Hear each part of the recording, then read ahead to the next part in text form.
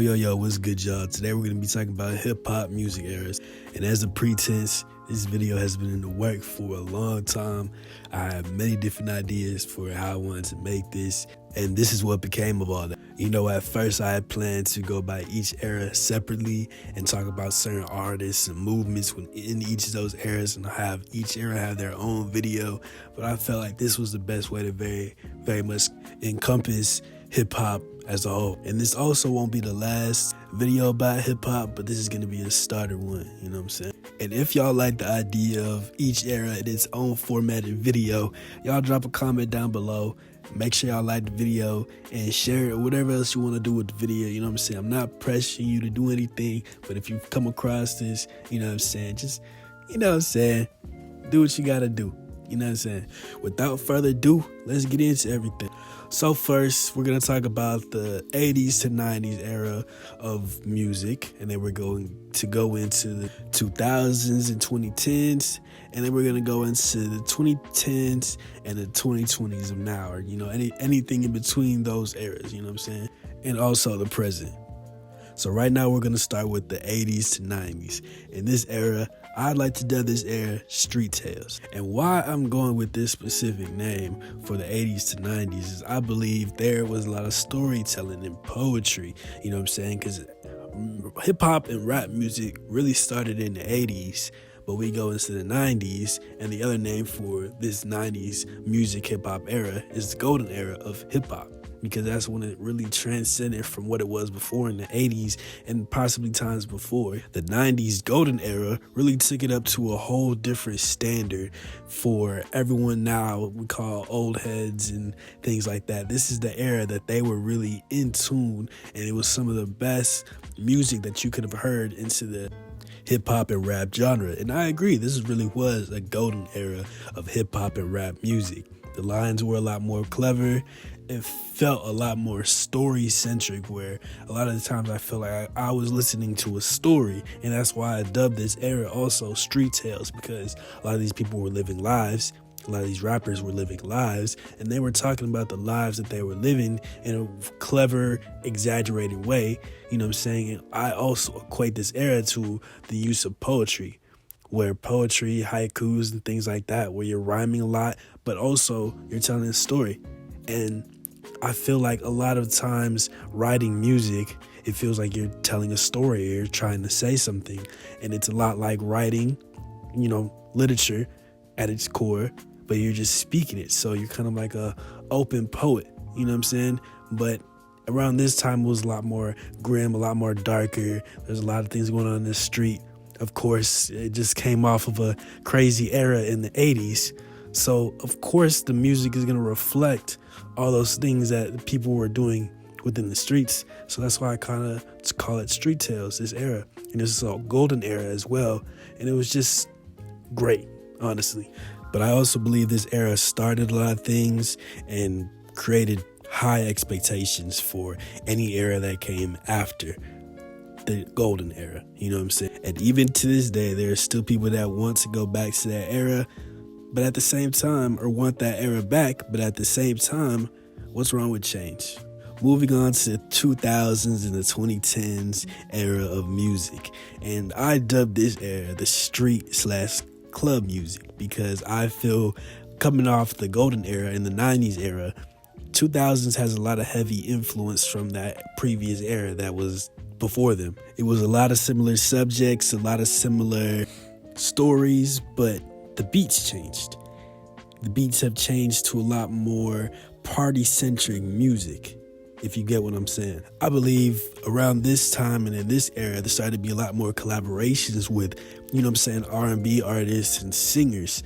Not to say that there wasn't singers and R&B artists in the 90s and the 80s, because R&B is a whole different genre, but I felt like in the 2000s and the 2010s, there started to be a lot more singing, mixing in with hip-hop and rap. There was also new discoveries founded within the 2000s and the 2010s, where there was someone who made a different sound that it persists into the new eras of today. This era also has another name, and it is dubbed the crunk music era.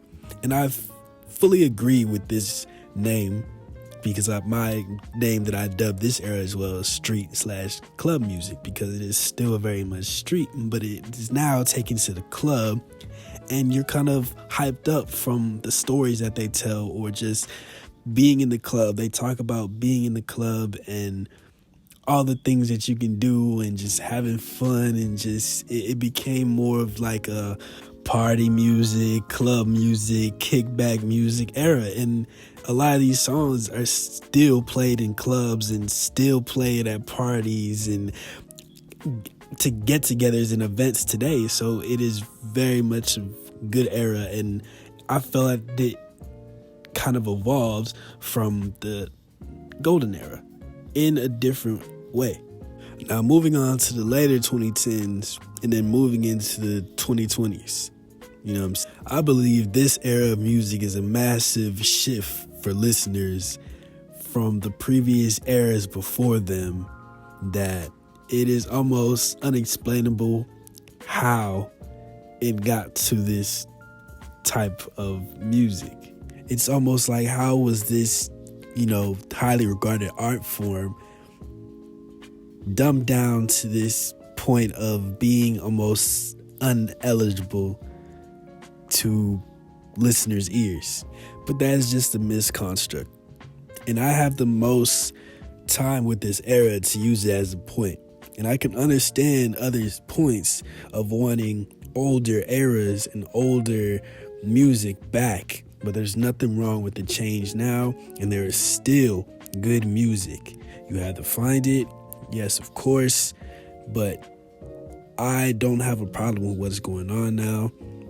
Yes, of course, I feel like some artists can do better, but at the same time, it is a booming business as what it is, so a lot of things can't be what we want it to be all the time. But now, I want to call this era the user music era. And a lot of times I feel listening to the radio or certain songs, it kind of details what kind of substances these musicians are using a lot of the time. And it has become so repetitive, not in a bad way, but it has become so widely spread that in something you're doing, you have to talk about something that you've used to help yourself in a way. And I felt like in the earlier eras, of course, they probably did things, but it was not reflected into the music. Not in all cases, but for the most part, it feels like right now you're going to be told that they're using a substance of some type of form. I would try to find a name of what this era could be called. There's different eras within this era as a whole, where there's SoundCloud music, there's artists are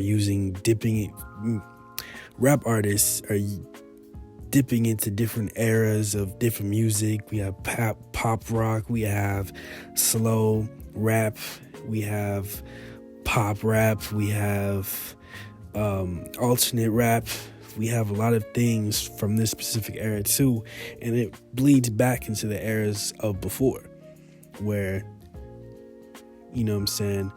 a lot of different things were discovered and new things were done, and I feel like now rap music is a lot more popular. Even though it is dumbed down from before, it is a lot more mainstream.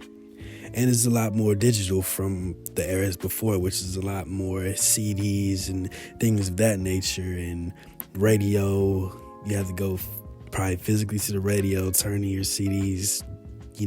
Sessions are a lot different now than 20, 30 years ago, But I don't have a problem with this era. I found what I like out of this era, and that's just what you have to do. If, I love all eras of hip-hop music. This one right now is one of my favorite, but I respect, everything that came before. And I always try to go back and look at what came before, But this era, unfortunately, is where I spent most of my time in listening. But I do go back as well. This is a great genre of music. So many good artists.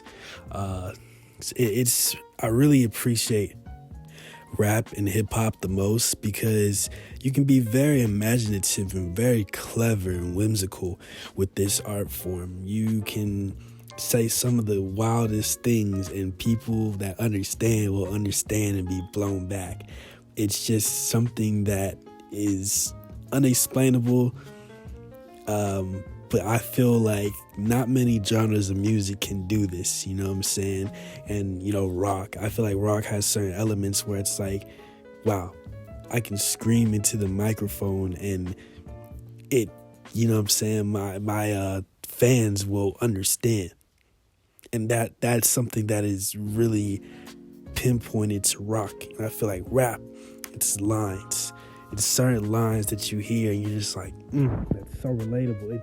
I can't describe the feeling, but it's a crazy feeling that all listeners of hip hop and rap, once you hear certain lines and certain things, you gotta see it written out and you be like, wow, like the way they perform this, it's a performance on the song as well. You know what I'm saying? So hip hop is amazing. I'll probably make a hip hop video because I'm gonna start gushing. This is about the eras. You know what I'm saying? But yeah, my favorite would have to be 2010s to 2020s, present time right now. And it's only because I found artists that are, saying from this time that really instill that this is my favorite era. You know what I'm saying? And of course I love the golden era. Of course I love crunk music era. You know what I'm saying? And my name is Street Tales, street/club music. And now the last one that we're in right now is user music. And I don't say that to be disrespectful because I understand each of these eras have certain things about them, but I'm kind of encompassing the whole era with what I kind of label it as, you know what I'm saying? Where the Street Tales, I feel like they were talking about stories. They talked about the life that they were living even before rap. You know what I'm saying?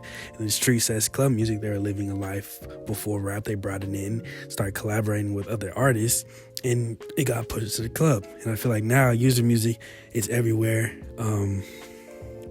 Everybody knows the certain things that once you hear it in the song, you know it already. And people, it feels like it translated to listeners, honestly. It feels like it translated to listeners, and we're users as well too.